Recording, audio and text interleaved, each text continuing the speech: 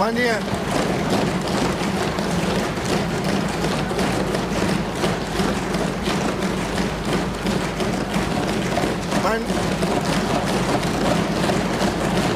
टीकाराम जूली। धन्यवाद माननीय अध्यक्ष महोदय।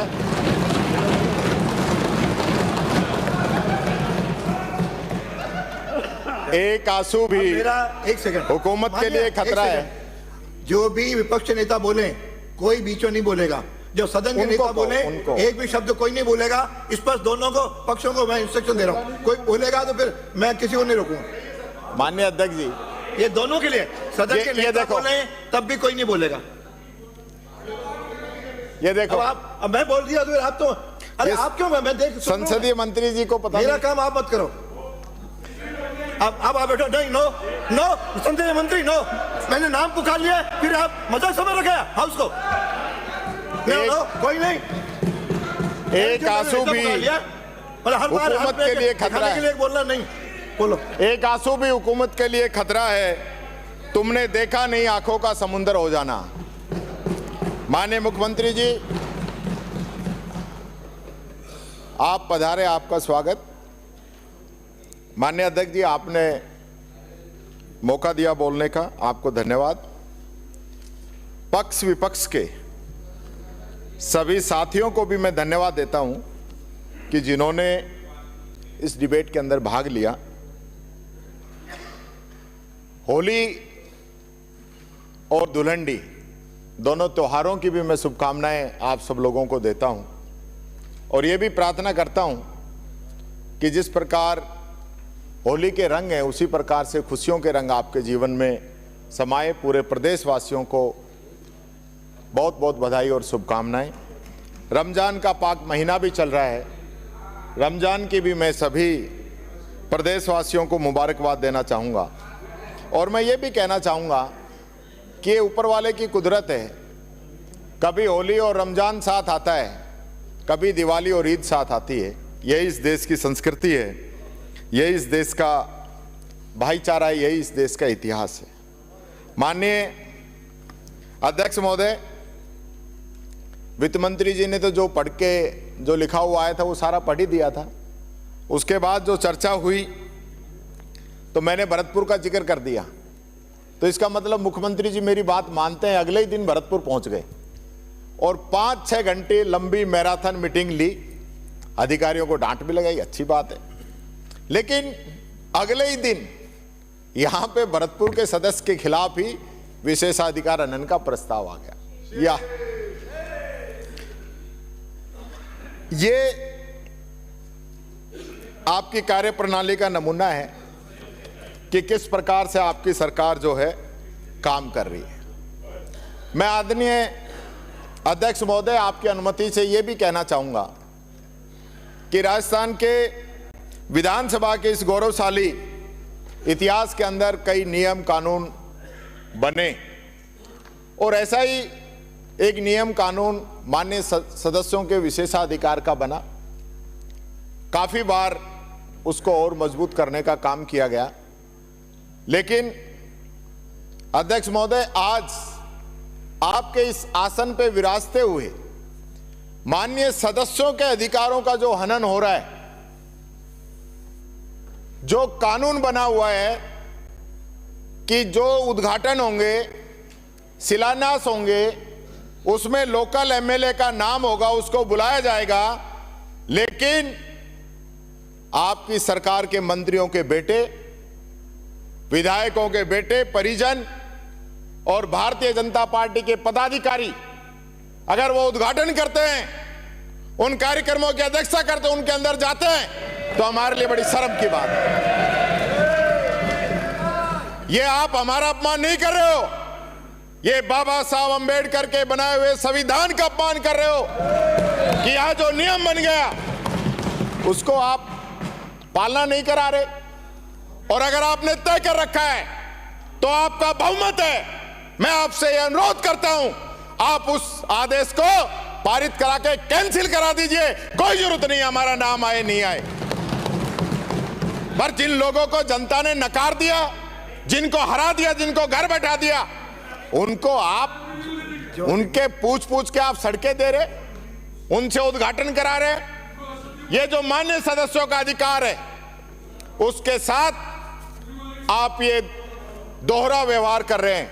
मैं माननीय मुख्यमंत्री जी आपसे कहना चाहूंगा, ये परंपरा रही है इस सदन की, कोई सदस्य किसी भी पार्टी का हो, हम तो 66 ही हैं, बाकी तो आप सब लोग ही हो, तो हम 66 अगर इस नियमों का पालन कराने में हमारा नाम आ जाएगा तो आपको कहां दिक्कत है? आपका तो आएगा ही आएगा। तो इस चीज का आपको ध्यान रखने की जरूरत है। और जो नियम पिछले बने थे उसमें तत्कालीन नेता प्रतिपक्ष, उपनेता प्रतिपक्ष, सब लोगों की सलाह करके, राय करके वो नियम बने थे। मैं चाहूंगा आप उनकी पालना कराएं। मैं बात करना चाहूंगा जेजेएम की। बहुत हंगामा हो रहा है, हल्ला हो रहा है, बार बार बातें हो रही है। जेजेएम में आपने आरोप लगाए ना हमने कम काम किया। मैं आपसे कह रहा हूं कि आपने 25 लाख नल लगाने की बात कही थी 24-25 के बजट के अंदर, और आपने लगाए 10 लाख। क्यों नहीं लगाए आपने? अब तो डबल इंजन की सरकार है ना, बीच में नहीं। हमने कहा कि राजस्थान की परिस्थितियां सही नहीं है, यहां खर्चा ज्यादा आता है। आपने नहीं माना, मजाक उड़ाया हमारा। आपके मंत्री ने खुद माना कि राजस्थान के अंदर नल लगाने का खर्चा ज्यादा आता है। अब आपको नहीं लगेगा? सबसे पहले हमारे मुख्यमंत्री जी ने प्रधानमंत्री जी को लेटर लिखा था, आपने कोई कार्रवाई नहीं की, आपने तो विरोध किया था। फिर मैं कहना चाहूंगा कि हमने जो जेजेएम की वेबसाइट उसको चेक कर लेना आप, 22-23 के अंदर हमारी सरकार ने 13,88,000 कनेक्शन दिए थे और आपने 24-25 में 9,09,000 कनेक्शन दिए। तो अब तो डबल इंजन की सरकार चौथे हिस्से में ही सिमट गई है। यह बात मैं कहना चाहूंगा आपसे, सवाया काम हम लोगों ने किया है। आप बहुत बात कर दो कि राजस्थान पिछड़ा रहा और आप लोगों ने काम नहीं किया, बजट का पूरा उपयोग नहीं किया। राजस्थान में जब हमारी सरकार थी 22-23 में, जब हमने 13,88,000 कनेक्शन दिए, तो मध्य प्रदेश जहां आपकी सरकार है 8,90,000 कनेक्शन दिए। ये स्थिति है। और इसी प्रकार से 23-24 के अंदर जब 12,17,000 कनेक्शन हमने दिए तो एमपी ने दिए 11,30,000 कनेक्शन। ये आपकी हकीकत है। बातें आप कर लो। मैं एक बात आप लोगों से करना चाहूंगा। आप लोगों ने तय कर लिया, टारगेट कर लिया, कांग्रेस के जो लोग हैं उनको जमा दूंगा, चिंता मत करो तुम। जिनको विचारधारा की वजह से आपने टारगेट करना शुरू कर दिया, बोर्ड निगम के अध्यक्ष उपाध्यक्षों से इस्तीफे मांगने शुरू कर दिए, जो न्यायिक प्रक्रिया से थे उनकी सुविधाएं हटानी शुरू कर दी आपने। और यही नहीं, कांग्रेस के प्रधान, कांग्रेस के चेयरमैन, उनको टारगेट कर करके राजस्थान के अंदर हटाया जा रहा है। ये बाबा साहब अंबेडकर के बनाए हुए संविधान का आप लोग अपमान कर रहे हो। मैं सीधा आरोप लगाता हूं आप लोगों के ऊपर। और आपका डिपार्टमेंट प्रधान को कोटा के अंदर 1 महीने का नोटिस देता है कि 1 महीने के अंदर आपको जवाब देना है। मात्र 29 सेकंड के बाद में वो ऑर्डर जारी करता है उसको निलंबित करने के। ये आपके शासन का तरीका है, नजरिया है। इस प्रकार से काम करते हो आप लोग। ये बात मैं आप लोगों से कहना चाहूंगा। यहां तक कि अगर कोई कोर्ट का आदेश लेके भी वापस आ जाए, कोर्ट के आदेश भी लेके आ जाए, तो उसको भी आप। मेरा आग्रह है कि आज वित्त विधेयक और विनियोग विधेयक पे बहस है, उस विषय पर कोई विषय साहब बोलेंगे तो कोई विषय, मैं विषय से बाहर नहीं हूं, मैं विषय से बाहर नहीं हूं, मैं विषय से बाहर नहीं हूं। यह बात मैं कहना चाहूंगा। आपने यानी कोर्ट के आदेश के बावजूद भी उनके निलंबन आप रद्द नहीं कर रहे हो। ये काम रह गया आपका। और यही नहीं, विश्वविद्यालयों में, कॉलेजों में जो प्रिंसिपल लगे हुए हैं, एचओडी लगे हुए हैं, उनको डायरेक्टरों में आप लोग बदल रहे हो। जयपुर की यूनिवर्सिटी के अंदर क्या हो रहा है, प्रोफेसर निमाली सिंह के साथ क्या हो रहा है, सिर्फ उसने राहुल गांधी की मीटिंग करा दी स्कूटी की, तो आपने उसके लिए कोर्ट के आदेश नहीं मान रहे हो। ये हालत है आपकी। ये बात मैं आपको कहना चाहूंगा। ये एक बात और कहना चाहूंगा, आरएसएस एक सेकंड 100वां अपना, एक सेकंड व्यवस्था का मेरा व्यवस्था का प्रश्न है माननीय अध्यक्ष महोदय। उतना एप्रोप्रिएशन भी ये महामहिम के अभिभाषण पर था। मेरी बात बैठ जाइए, बीच में नहीं बैठ जाइए, तुम बीच में नहीं, मैं परमिशन से बोल रहा हूँ, आपके कहने से नहीं रुकूंगा, नहीं रुकूंगा आपके कहने से, मैं परमिशन लेकर बोल रहा हूँ। तुम्हारा हाथ में नहीं है, बैठ जाइए। मैंने दी अनुमति आपका, एक सेकंड इनको कह करके अनुमति ले कह रही है, बाकी सब बैठो, बाकी सब बैठो, बाकी बैठो, बाकी सब लोग बैठो। अरे आपके मंत्री बोले दो, ये बहस का मुद्दा नहीं है। बैठिए माननीय मंत्री जी, बैठिए, बैठिए, सब बैठिए, बैठिए, शिवजन जी बैठिए, अरे बैठिए। सदन चलाने का जिम्मेदारी है। जब मैंने इधर बैठा रहा हूँ, आप क्यों खड़े हो रहे हैं? आपको अनुमति दे दी मैंने 1 मिनट बोलने के लिए। मेरा निवेदन ये था, इनको अनुमति दी है, शांत रहो, 1 मिनट अपनी बात रखो। मेरा निवेदन ये माननीय अध्यक्ष महोदय, हम एप्रोप्रिएशन बिल पर बहस में डिबेट में भाग ले रहे हैं। एप्रोप्रिएशन बिल की बात नहीं कर रहे हैं, इधर उधर की बात कर रहे हैं, और जो इससे विषय नहीं है, जो इस सदन का सदस्य नहीं है, जिस सदन से लेना देना नहीं है, चाहे वाइस चांसलर है, चाहे यूनिवर्सिटी है या कोई और है, उसका नाम ले रहे, उनको डिलीट फरमाया जावे, इनको अधिकार नहीं है। और कांग्रेस ने क्या कारनामे किए थे, रात को 12 बजे ऑर्डर करते थे और आज भाषण दे रहे हो, याद करो अपने आप को।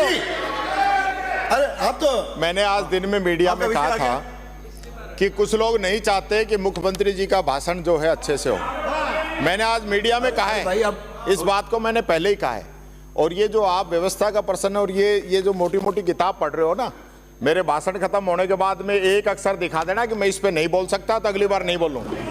अरे बस अरे माननीय मंत्री जी आपस में बहस थोड़ी करवानी है। आप में हो सकता है, मुख्यमंत्री जी उत्तर दे देंगे। आप मेरे से उम्र में ज्यादा हो सकते हैं, अनुभवी हो सकते हैं, लेकिन मैं नहीं कह रहा हूं, जनता कह रही है। माननीय अध्यक्ष महोदय, आरएसएस के इशारे पे कई नियम बदले गए। मैं अपील करता हूं, आज इस मंच के माध्यम से करता हूं, अगर आरएसएस के अंदर हिम्मत है तो राजस्थान के अंदर अभियान चलाए कि वो छुआछूत को खत्म करेंगे और दलितों को आगे लेके आने का काम करेंगे। इस पक्ष में एक नहीं है, आप कहिए।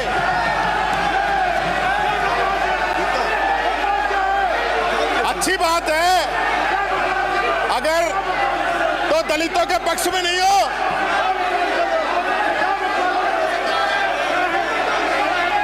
तो दलितों के पक्ष में नहीं हो क्या आप लोग?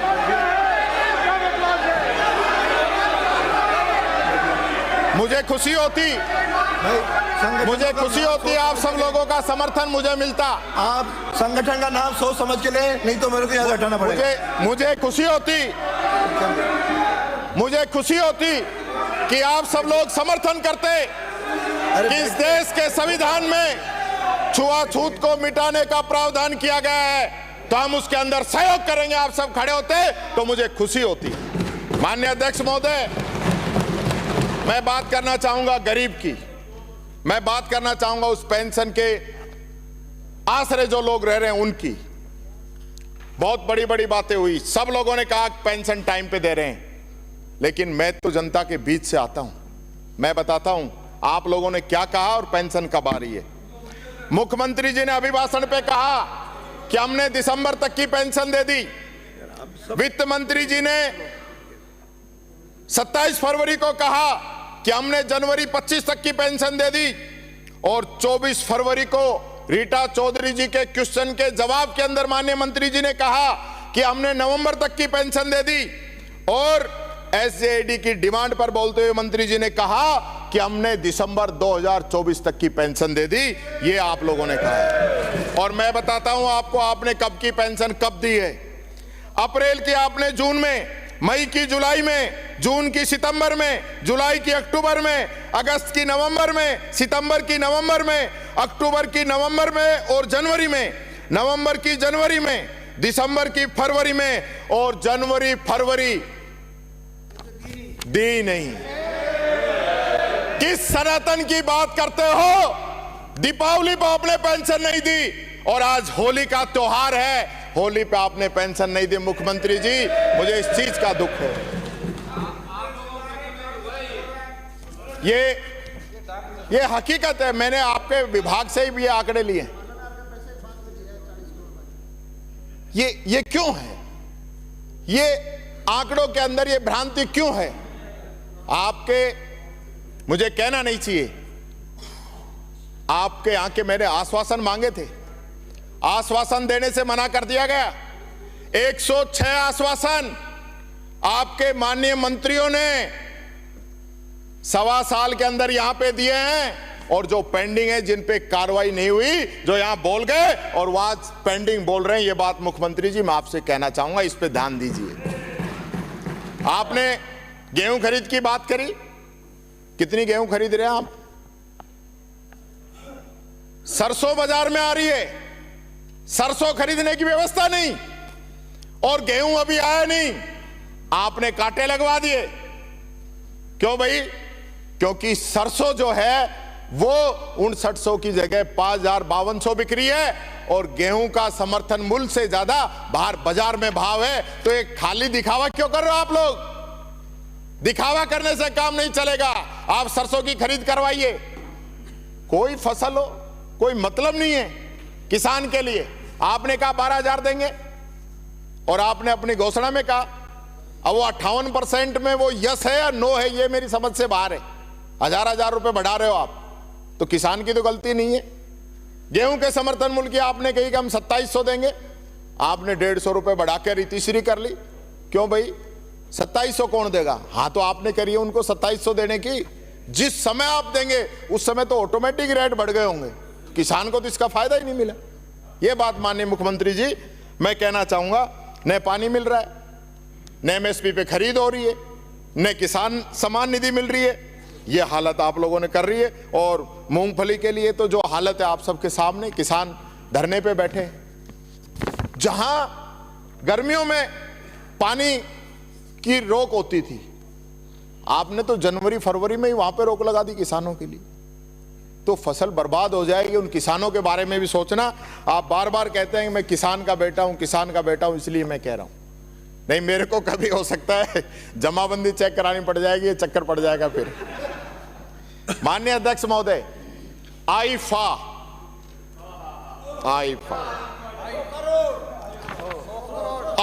का आयोजन हुआ राजस्थान के अंदर। मैं देख रहा था कि आईफा का प्रमोशन हो रहा है कि राजस्थान का प्रमोशन हो रहा है। और माननीय अध्यक्ष महोदय, सनातन का राग अलापने वाली सरकार 100 करोड़ खाटू श्याम जी के नहीं दे पाई, 120 करोड़ गोविंद देव जी के नहीं दे पाई, और आईफा के 100 करोड़ ऐसी बुलेट ट्रेन बनी फाइल की कि जापान से भी तेजी से 100 करोड़ पास कर दिया आपने। और वो आईफा जिसके अंदर ये माननीय सदस्य यहां बैठे हैं, कुछ ही चेहरे नजर आ रहे थे वहां पे। वो फ्रंट लाइन की फोटो निकलवा लेना। गोल्डन पास की 7-7 लाख रुपए के पास जिनको फ्री में दिए गए, वो जनता के गाढ़े खून पसीने की कमाई थी। यहां तक कि मंत्री और विधायकों को और विपक्ष का तो जिक्र ही छोड़ दो, आप किसी को पूछा ही नहीं आपने। ये तो आप लोगों की हालत है माननीय। और यही नहीं, बीच में नहीं माननीय अध्यक्ष जी, यही नहीं, धारीवाल जी बीच में मुझे विपक्षी नेता बोल रहे हैं। इतना दुख हुआ उस दिन कि माननीय मुख्यमंत्री जी के विधानसभा क्षेत्र के अंदर, सांगानेर के अंदर, अंतर्राष्ट्रीय महिला दिवस होने के बावजूद, गर्भवती होने के बावजूद, 3 साल के बच्चे के सामने, आप जिस विभाग के मुखिया हैं, आप तो मालिक ही हैं, लेकिन गृह मंत्री भी आप हैं, आपकी विधानसभा है, उस महिला के साथ पुलिस के कांस्टेबल के द्वारा बलात्कार किया गया। पुलिस आईफा अवार्ड बना रही थी, और उधर उस बेचारी के साथ बलात्कार हो रहा था, और आईफा के अंदर माननीय मुख्यमंत्री जी, मैं एक कहना चाहूंगा, आप सब लोग फोटो खिंचाने में व्यस्त थे। वो फोटो भी मैं बता दूंगा तो ये कहेंगे कि नेता प्रतिपक्ष इस प्रकार की बातें करता है। हमें क्या लाभ हुआ राजस्थान को आईफा से? कितने बड़े स्टार आए, किसी भी टूरिस्ट स्थल पे वो गए, एक भी स्थान पे नहीं गए। और कौन सा बड़ा नाम आया? शाहरुख खान के अलावा बाकी तो सब 2 नंबर वाले, सेकंड ग्रेड था, फर्स्ट ग्रेड वाले तो कोई नहीं आया। माधुरी, अब आजकल सेकंड में ही है, समय गया माधुरी दीक्षित जी का। वो दिल बेटा फिल्में जब थी, जब माधुरी दीक्षित थी, पर आज जो बड़े बड़े फिल्म स्टार जो आने चाहिए थे, कोई नहीं आया। अमिताभ बच्चन ही नहीं आया तो फिर क्या आया? और एक बात और कहना चाहूंगा, आपने सोनू निगम को नहीं बुलाया। यानी ऐसा एक महीने में क्या हो गया कि राजस्थान राइजिंग में तो आपने सोनू निगम को बुला लिया, और इतना बड़ा आयोजन जो फिल्म इंडस्ट्री का ही हो रहा था, उसमें सोनू निगम नहीं बुलाया। सोनू निगम को भी बुलाना चाहिए था। अच्छा गाता है सोनू निगम, उसका भी आप लोगों को मैं समझता हूं बुलाना चाहिए था। ऐसा नहीं होना चाहिए कि हम लोग कोई मान लो हमारी किसी बात पे काट कर दे या हमें कोई सुझाव दे दे, उसको हम नहीं माने, उसको आगे से रास्ता नहीं बंद करना चाहिए। मैं 2 लाइनें आपको रामचरितमानस की सुनाना चाहूंगा कि सचिव वैद गुरु तीनी जो, प्रिय बोली भय आस, राज धर्म तन तीनी कर, होई बेगी नास। यानी कि यदि मंत्री, वैद, गुरु भय लाभ से सत्य ने बोलकर मीठी बातें करे, तो राज्य, शरीर और धर्म तीनों का शीघ्र नाश हो जाता है। तो ये जो चारों तरफ लोग आपको जो मीठी मीठी बातें कर रहे हैं ना, इनकी बातों में आने की जरूरत नहीं है। मुख्यमंत्री जी, जनता के बीच में जाइए। आजकल मुख्यमंत्री निवास के दरवाजे गरीबों के लिए तो बंद ही कर दिए। बताए ओटीएस के अंदर आप जनसुनवाई करते थे, मेरी सुन लो पूरी बात, फिर आप खुद ही मेरे पक्ष में आ जाओगे। लेकिन जब से आप सिविल लाइन शिफ्ट हुए, आपने तो जनसुनवाई करनी बंद कर दी। 2 अफसर बैठा रखे हैं, वो ऑफिसर मिलते हैं तो ऑफिसर तो जिलों में ही बैठे हैं, तहसीलों में ही बैठे, वो वही मिल लेंगे। लोग आपसे मिलने आते हैं कि हम मुख्यमंत्री जी के पास जाएंगे, किसान के बेटे के पास हमारी अरदास लगाएंगे, वहां हमारी सुनी जाएगी। लेकिन आम जनता के लिए दरवाजे बंद हैं और खास लोगों के लिए दरवाजे खुले हैं। और एक बात कहना चाहूंगा, आपने वहां से जो दिव्यांगजन आते हैं, उनके लिए वहां से कोई साधन की व्यवस्था नहीं है। मैं आपसे निवेदन करूंगा कि 22 गोदाम से मुख्यमंत्री निवास तक कोई इलेक्ट्रिक व्हीकल या कोई भी साधन की व्यवस्था करवा दीजिए। आप अलग अलग प्रदेश के जिलों से आते हैं लोग, उनको व्यवस्था होनी चाहिए। और आप अगर नहीं करवाएं तो मेरे को इजाजत दे देना, मैं करा दूंगा, क्योंकि मेरे तो स्टाफ का मामला है, मेरे तो साथी भाई हैं, मेरे से उनका दुख देखा नहीं जाए। ये बहुत गंभीर विषय है माननीय मुख्यमंत्री जी, ये बात मैं आप लोगों से कहना चाहूंगा। फोटो की चर्चा नहीं करूं तो ही ठीक है। बड़ी चर्चाओं में है कि आईफा के जो बैनर, पोस्टर, उनमें फोटो किसकी थी और कार्यक्रम में तवज्जो किसकी थी, वो तो आप सब लोग जानते हैं, ये बात मैं नहीं कहना चाहूंगा। माननीय मुख्यमंत्री जी, सुना है आप कोई यूट्यूब चैनल लेके आ रहे हैं, 8-10 करोड़ रुपए की लागत से, बड़ा मामला है, और वो आप जिला लेवल तक पता नहीं कहां कहां लेके जाएंगे। तो वो बीजेपी का चैनल रहेगा या सरकार का चैनल रहेगा, उसमें हमारा भी कोई हिस्सा रहेगा कि नहीं? एक आधी न्यूज आएगी या नहीं आएगी, ये मैं आपसे पूछना चाहता हूं। माननीय अध्यक्ष जी, आज सरकारी चैनल जो हैं, अपना यूट्यूब चल रहा है विधानसभा का, लोकसभा का भी चल रहा है, तो ऐसी क्या जरूरत पड़ गई? अपना यूट्यूब तो अपना है ही ना विधानसभा का, पर वही ब्रांडिंग का खेल है, उसके लिए आप उसको लेके आ रहे हैं, ये मैं कहना चाहूंगा। एक और बात मैं कहना चाहूंगा जो कुछ अलग हटके है। आजकल मुझे पता चला है ओटीएस में कुछ अलग चल रहा है। कौन लोग हैं जो ओटीएस के अंदर मीटिंग कर रहे हैं, उनका क्या प्लान है, वो किस विषय की ओर, वो बंगाल या राजस्थान के हिसाब से प्लान कर रहे हैं, या पहले हरियाणा या महाराष्ट्र में काम हुआ है इस पे प्लान कर रहे हैं, किस प्रकार के परिसीमन में प्लान कर रहे हैं, ये बात मैं आपसे कहना चाहूंगा। इस चीज का थोड़ा सा ध्यान रखो। अदर स्टेट में राजस्थान में दिन रात का अंतर है, इसलिए राजस्थान को राजस्थान ही रहने देना, ये मेरा आपसे अनुरोध है। ये बात में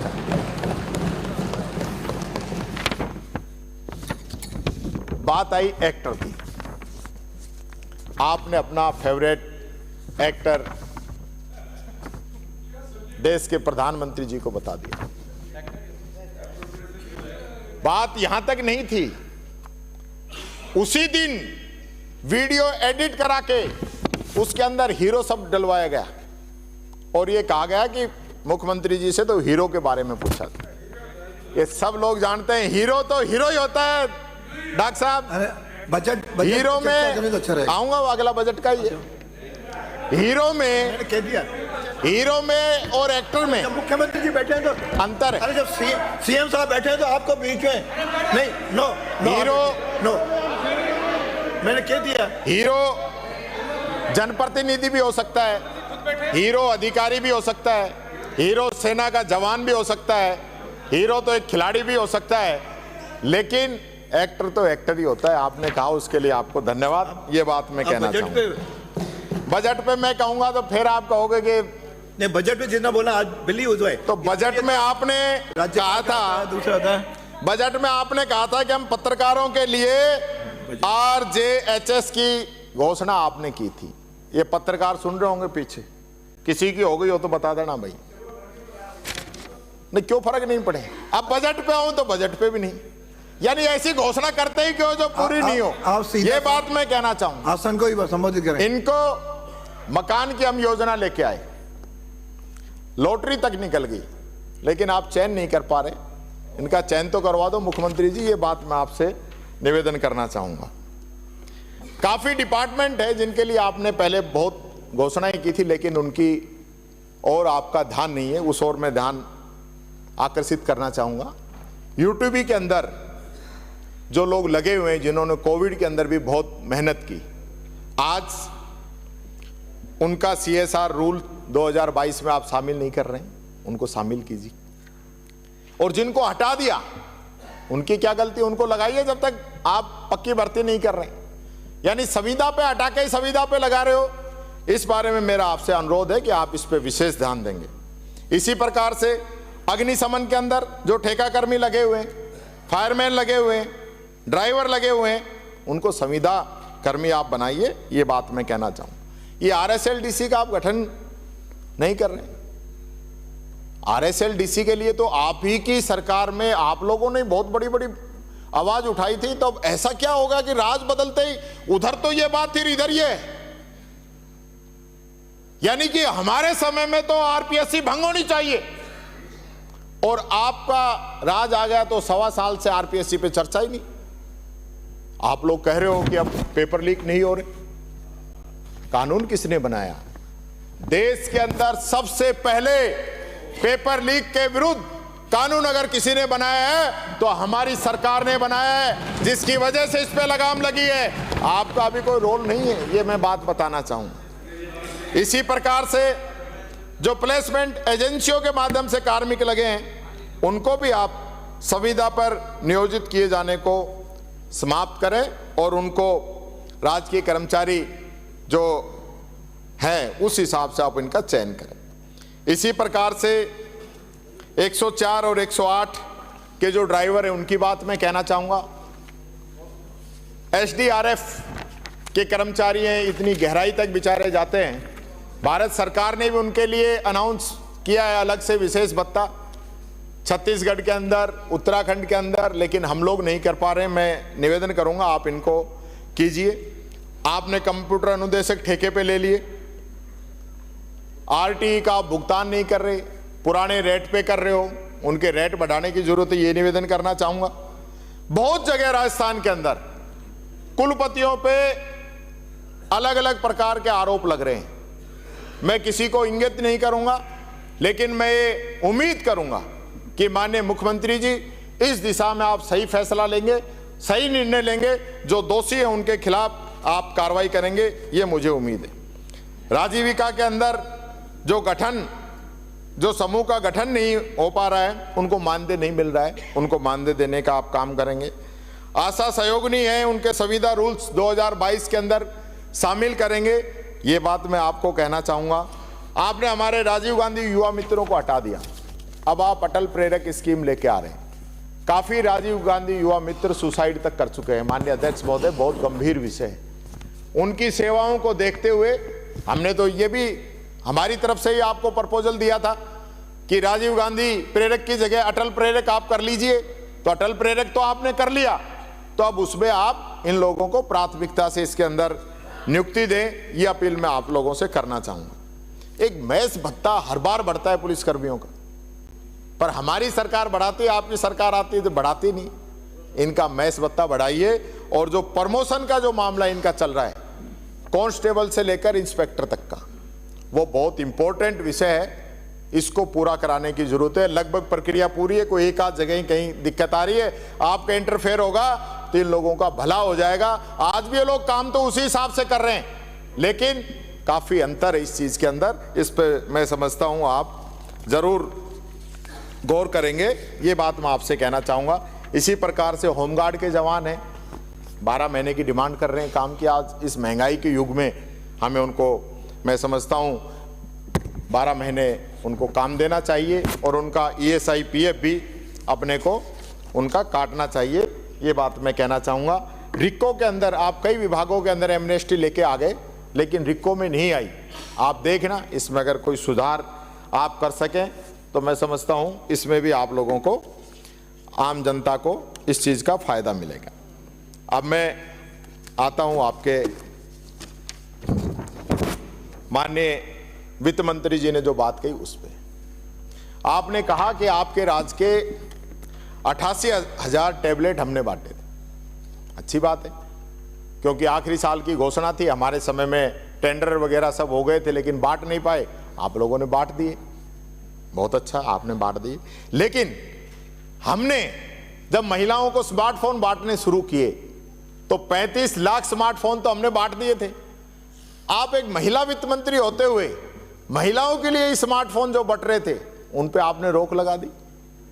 1,40,00,000 महिलाओं को फोन मिलने थे, लेकिन आपने रोक लगा दी। वो महिलाओं के लिए 3 साल के इंटरनेट के साथ उस चीज को हमने दिया था।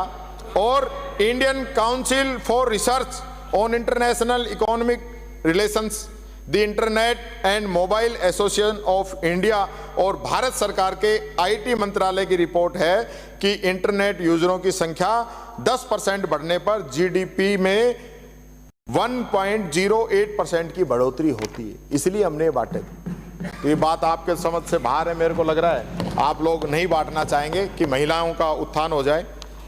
ये आपकी सरकार जहां आ रही है वहां आप महिलाओं को 2,000-2,500 दे रहे हैं, तो भाई राजस्थान में आप क्यों नहीं दे रहे? यहां भी मातृ शक्ति को आप दीजिए ना, उनकी मदद कीजिए। तो जरूरी है कि भाई चुनाव के आखिरी वर्ष में घोषणा करेंगे, या तो ये प्लान है आप लोगों का। अगर आखिरी वर्ष में आपने घोषणा की तो राजस्थान की जनता आपको माफ नहीं करेगी। अगर उनके बढ़ाने हैं तो इसी बजट के अंदर आप बढ़ाइए, ये बात मैं आप लोगों से कहना चाहता हूं।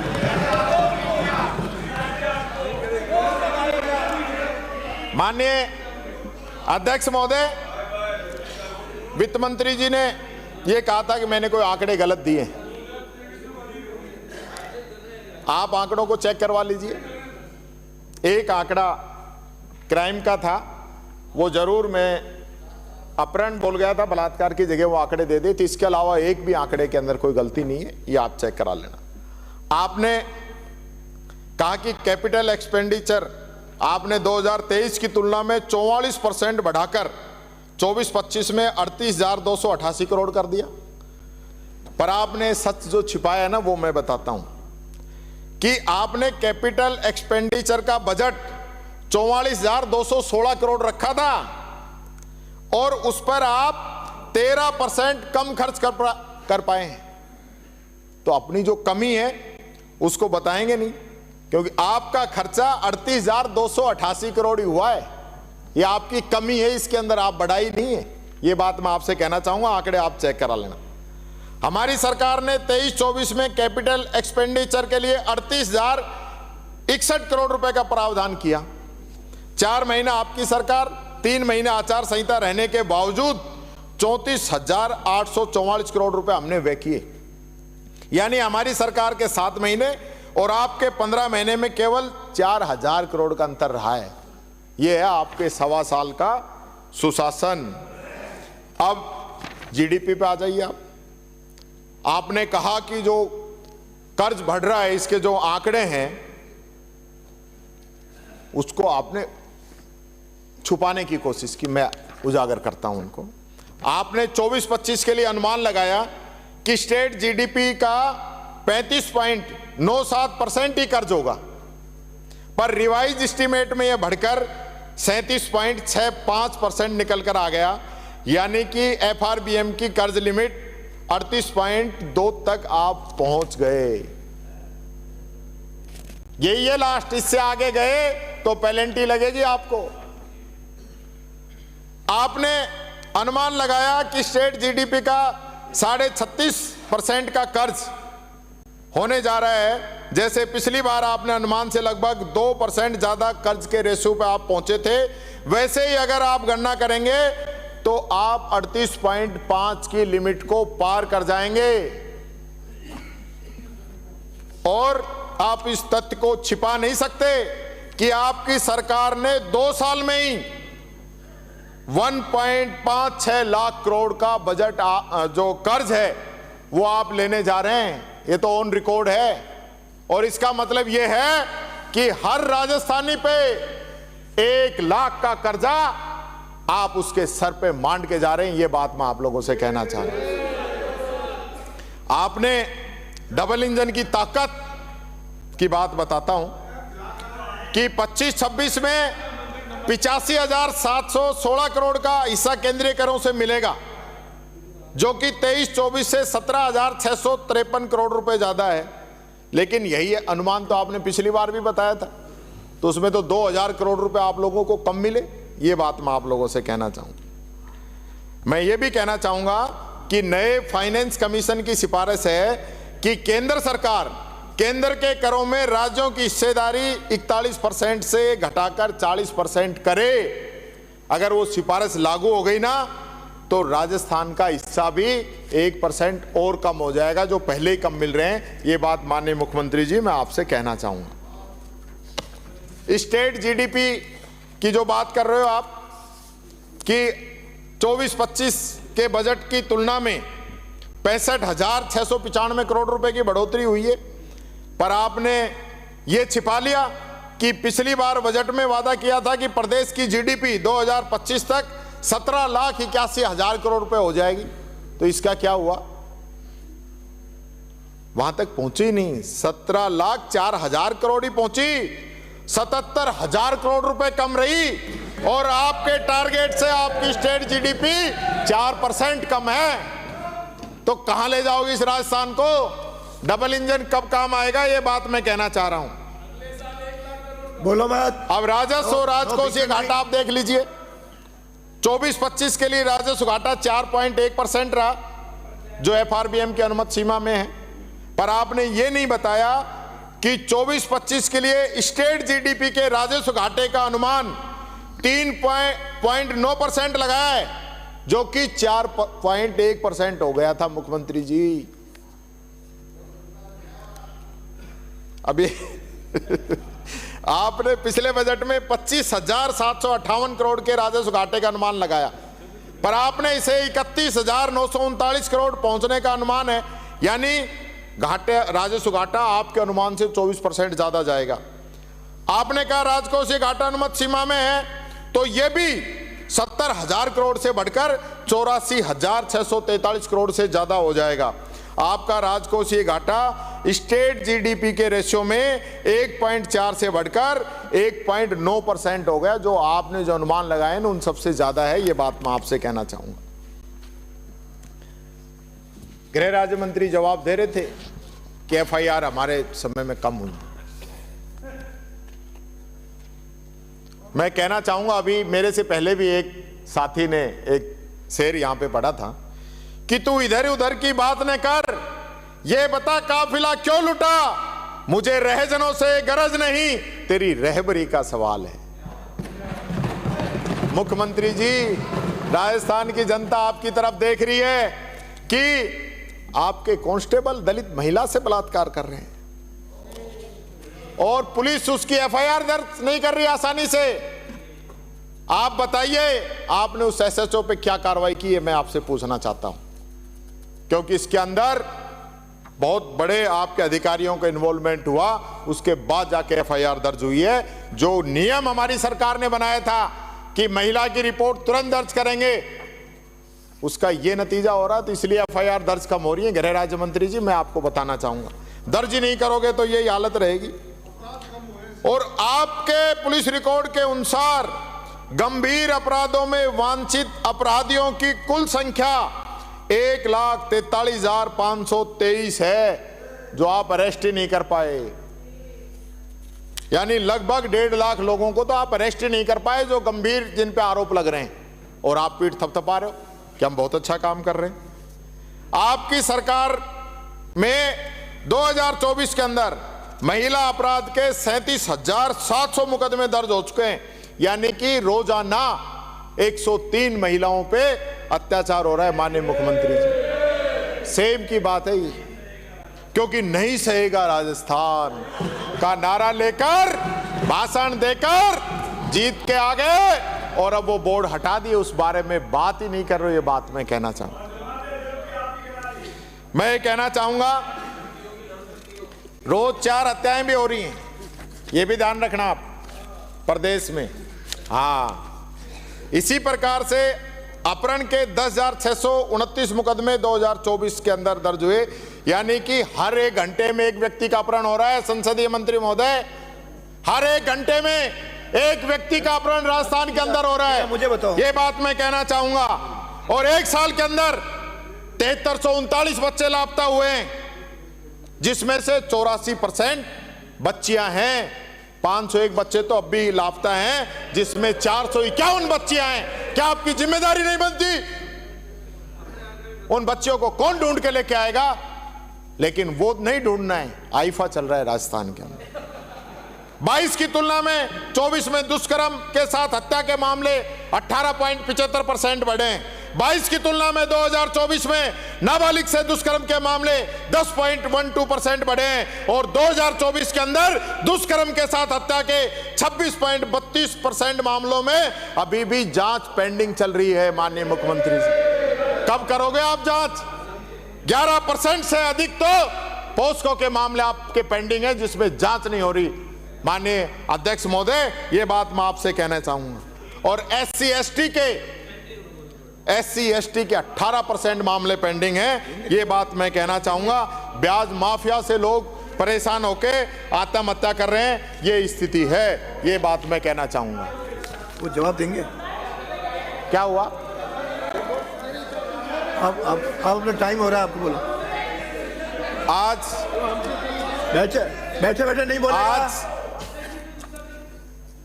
मैं माननीय मुख्यमंत्री जी आपसे युवाओं के लिए भी कहना चाहता हूं, आपके नेता को ही नहीं बोलने दे रहे हो कि युवा किस ओर जा रहा है। क्यों? युवा इस देश की शक्ति है, ताकत है, इस देश का भविष्य है युवा। लेकिन युवा को हम किस ओर लेके जा रहे हैं? युवा के बारे में हमारा प्लान क्या है?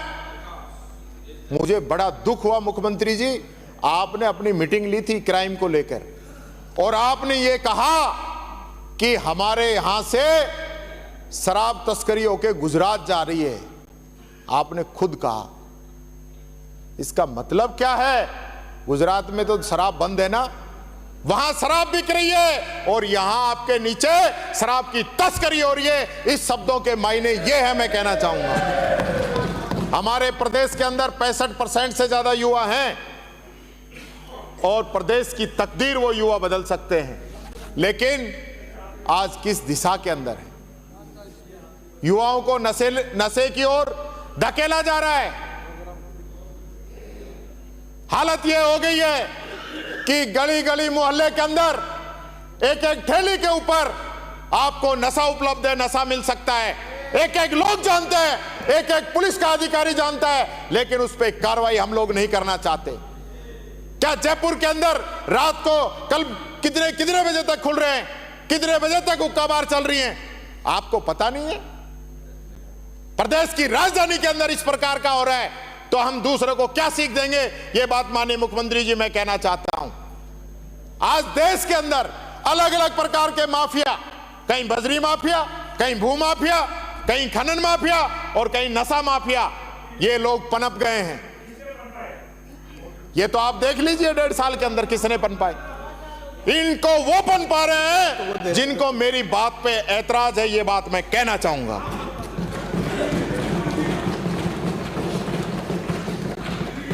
लगातार जो है, अरे प्रश्न उत्तर नहीं है। सारे जो गुजरात के गांधीनगर में 74 लाख की सरकार शराब पकड़ी गई, वो राजस्थान से गई थी। यानी तस्करों के साथ मिलके जो अभियान राजस्थान के अंदर चलाया जा रहा है, ये इन युवाओं को उन्माद, सांप्रदायिकता, अभद्रता, नशा, अपराध, इन सब चीजों की ओर धकेल के इन युवाओं का जीवन बर्बाद नहीं कर रहा। इस राजस्थान का आने वाले समय में ऐसा इतिहास हो जाएगा कि जनता आपको कभी माफ नहीं करेगी। ये बात मैं आप लोगों से कहना चाहूंगा। अल्लामा इकबाल का एक शेर है कि वतन की फिक्र ना कर, जो जिस प्रकार से आप लोगों का माहौल है ना, कि वतन की फिक्र ना कर, नादा मुसीबत आने वाली है, तेरी बर्बादियों के मशवरे आसमानों में नहीं संभलोगे तो मिट जाओगे हिंदुस्तान वालों, तुम्हारी दास्ता तक भी न होगी दास्तानों में। आज हमें संभलने की जरूरत है। हम नहीं संभलेंगे तो जिस प्रकार से पंजाब के जो हालात हो रहे हैं, वो उड़ता पंजाब नहीं, उड़ता राजस्थान बनने में देर नहीं लगेगी। आज समय है, आज समय है मुख्यमंत्री जी, हम इसके लिए कदम उठा सकते हैं। ये बात मैं आप लोगों से कहना चाहूंगा। बैठो। मुझे सदस्य, आज ये पारण के अंतिम चरण के अंदर ये विधेयक पहुंच गया है। काफी चर्चा हुई है, इस सदन की भी चर्चा हुई है, इस सदन के इतिहास की भी चर्चा हुई है, लेकिन इस बजट के अंदर सबको कुछ ना कुछ मिला होगा, पूरे राजस्थान के अंदर जाएगा। लेकिन हमें क्या मिला? इस सदन को क्या मिला? इस सदन की जो परंपराएं हैं वो भी आपको मिले, इसकी जो विरासत है उसको क्या मिला? इस पूरे चर्चा के दौरान कई प्रकार की बातें यहां पे हुई सदन के अंदर। मैं पुरानी बातों के अंदर नहीं जाना चाहूंगा, लेकिन हम आज भैरव सिंह जी शेखावत साहब को याद करते हैं कि उन्होंने किस प्रकार से यहां अपनी गौरवशाली परंपराएं छोड़ी। और यही नहीं, उन्होंने हरदेव जोशी, मोहनलाल सुखाड़िया जैसे नेता रहे। और माननीय अध्यक्ष महोदय, इस आसन पे भी नरोत्तम लाल जी जोशी, परशुराम मदेरणा, डॉक्टर सीपी जैसे सख्त लोग भी शासन के अंदर रहे और उन्होंने इसको गरिमामयी बनाने के लिए कई ऐसे उदाहरण उन्होंने पेश किए। लेकिन हम क्या लेके जा रहे हैं?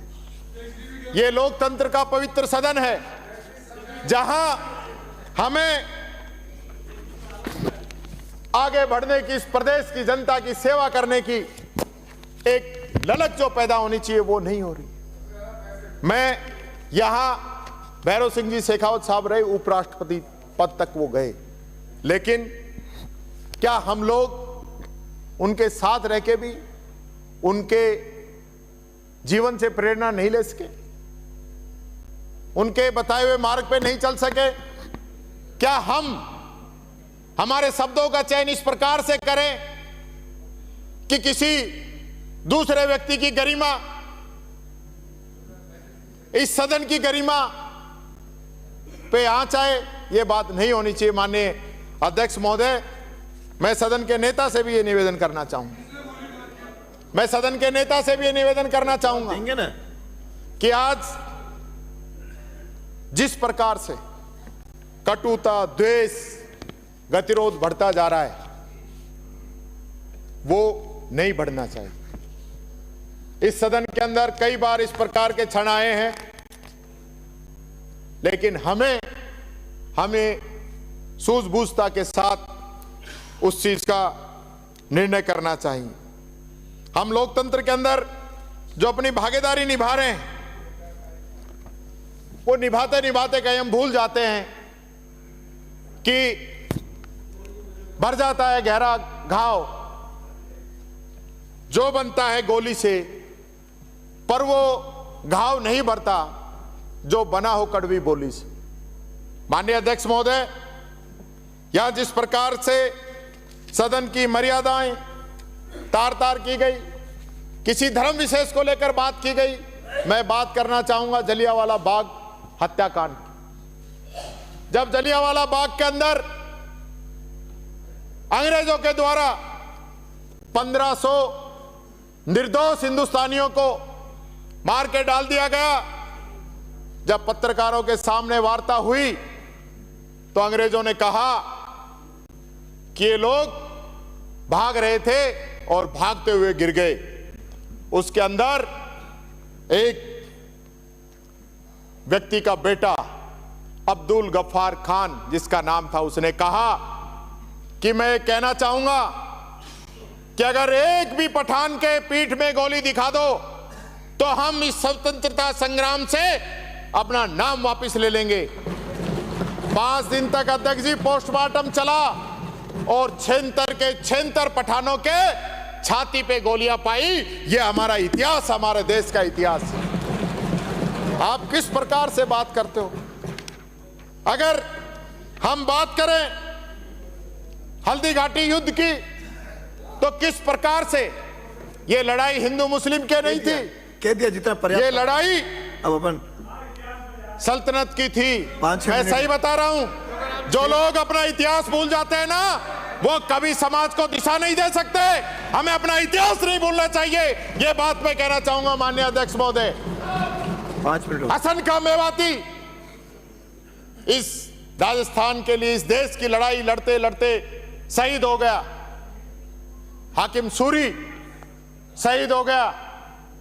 और आज जिस हमारे माननीय सदस्य के लिए जिस प्रकार की बात कही गई, मैं कहना चाहूंगा उनके पिता हाजी छोटू खान निर्मल हिंदी के कवि थे, और 1960 में जब राजस्थान में अकाल पड़ा तो उन्होंने कविता पाठ करके चंदा इकट्ठा किया और लोगों की मदद की। यह हमारा इतिहास है, यह बात मैं कहना चाहूंगा। और हम इस प्रकार की बात करते हैं, ये किसी भी, आज किसी को हम धर्म के नाम पे टारगेट करेंगे तो कल टीकाराम जूली को दलित के नाम पे टारगेट करोगे, ये बात मैं कहना चाहता हूं।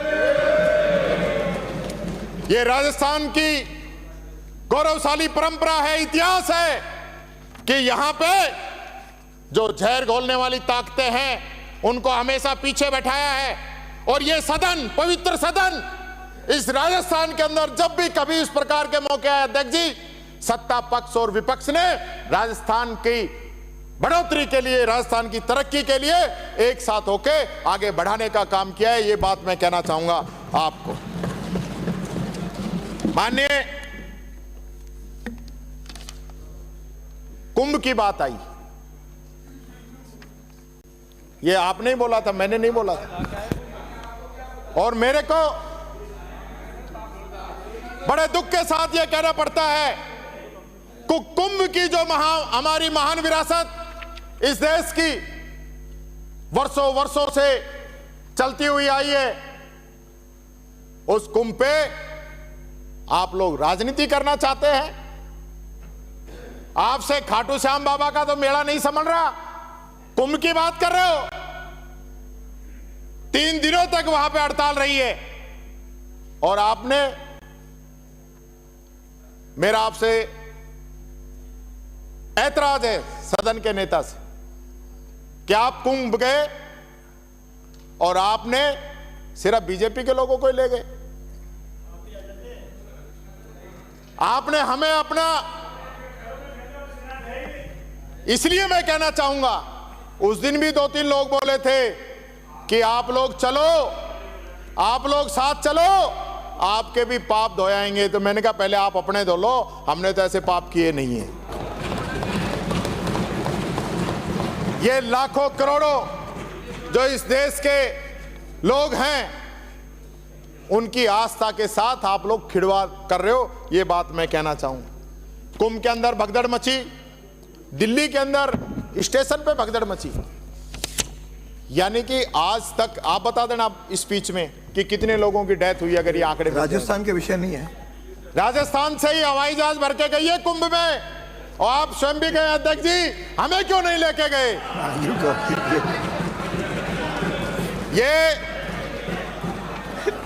ये बात मैं इसलिए कहना चाहता हूं कि आप लोगों की जो मंशा है ना, वो साफ नहीं है। और आप लोगों के लिए एक छोटी सी कविता है मेरे पास कि तुम्हारी अर्थियां उठे मगर ये ध्यान में रहे कि मेरे लिए जो सेज सजी है वो खराब नहीं हो, ये बादशाह का हुक्म है। और एक हुक्म ये भी है कि भले कोई भी मरे पर मेरी इमेज खराब नहीं हो। सुनो मेरे मंत्रियों, सफेद पोश संतरियों, जहां मिले खाली जमीन रोप दो कपास को, कपास मिल में डालकर बुनो सफेद चादर, गली गली में जाकर फिर ढको हर एक लाश को, सवाल करे तो उसे नरक में तब तक रखो जब तक मुझे आप लाजवाब हो। ये आपकी नियत है, ये बादशाह का हुक्म है। और एक हुक्म यह भी है कि भले कोई मरे मेरी इमेज खराब ना हो।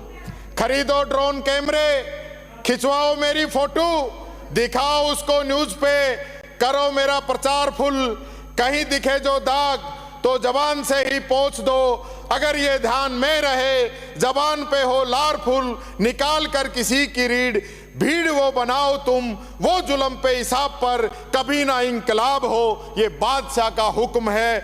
और एक हुक्म ये भी है कि मेरी इमेज खराब ना हो गया। जो सत्य हो वही दिखे, ना लाग ना लपेट हो, ना कोई पेड न्यूज हो, न झूठ का प्रचार हो।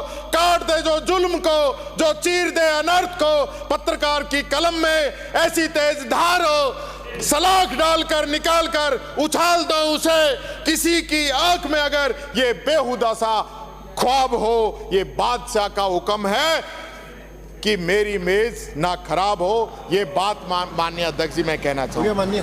आज जिस प्रकार से एजुकेशन पे हमले बोले जा रहे हैं, एजुकेशन पे जो हमले बोले जा रहे हैं, उस पे मैं एक बात कहना चाहूँगा कि आप कह रहे हो इंग्लिश मीडियम जो है उनको स्कूलों को हम बंद करेंगे। गरीब का बच्चा हो गई बात नहीं साहब, मेरा टाइम बच रहा है, 5 मिनट इन्होंने खराब करी। 5 जल्दी शुरू कर, 5 मिनट बोल। एक बहुत इंपॉर्टेंट ऐसी चीज है जो आप लोगों को शायद पता नहीं होगा कि यहां हमारे माननीय शिक्षा मंत्री जी स्कूल बंद करने में लगे हुए हैं।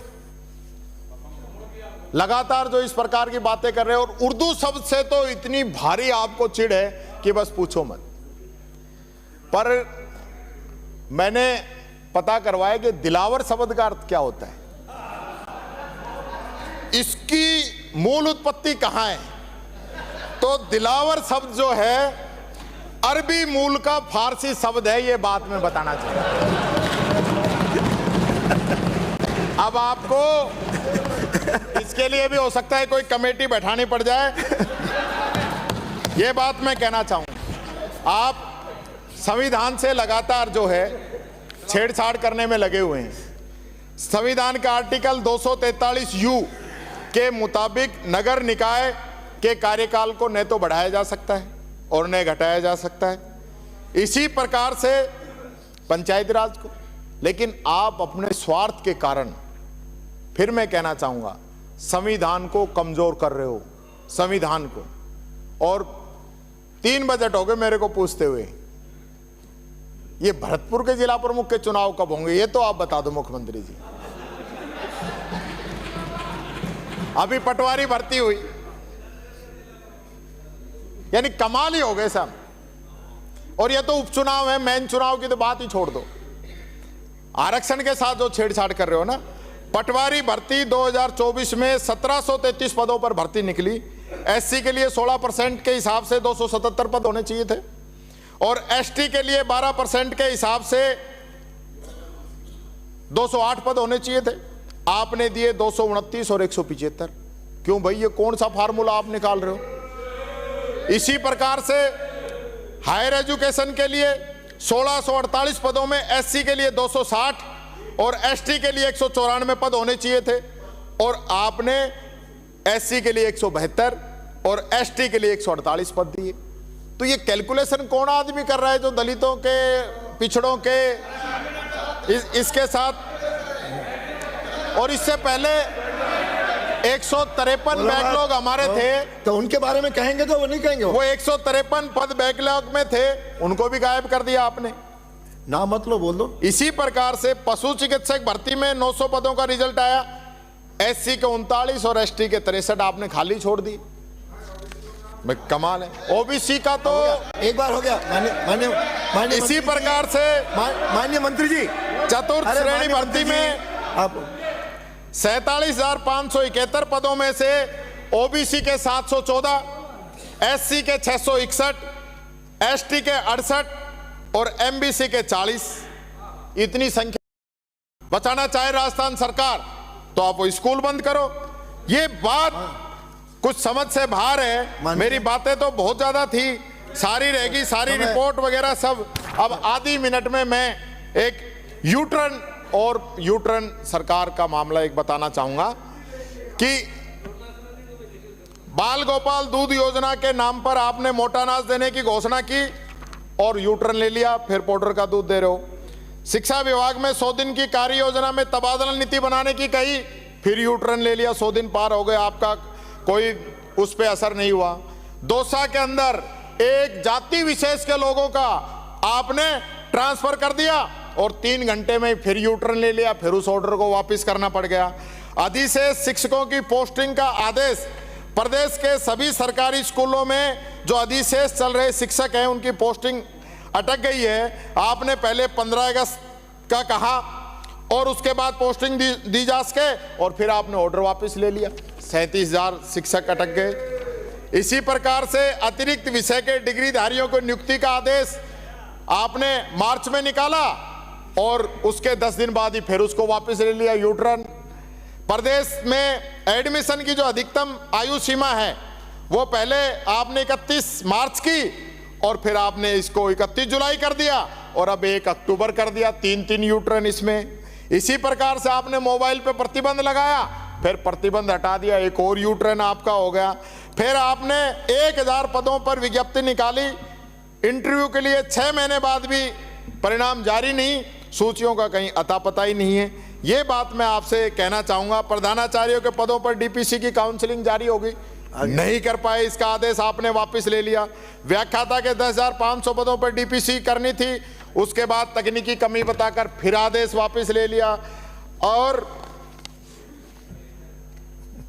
चलो आपकी मान लेता हूं, इस यूटर्न सरकार और ये पूरा जो बजट और ये एप्रोप्रिएशन बिल जो है, ये सिर्फ इस प्रदेश की जनता को गुमराह करने के लिए खोखले हवाई जो दावे हैं वो यहां पे सरकार ने पेश किए हैं। इससे राजस्थान का जो भविष्य है वो मजबूत होने की बजाय कमजोर होगा। मैं इस बजट की, इस पूरे बिल की निंदा करता हूं।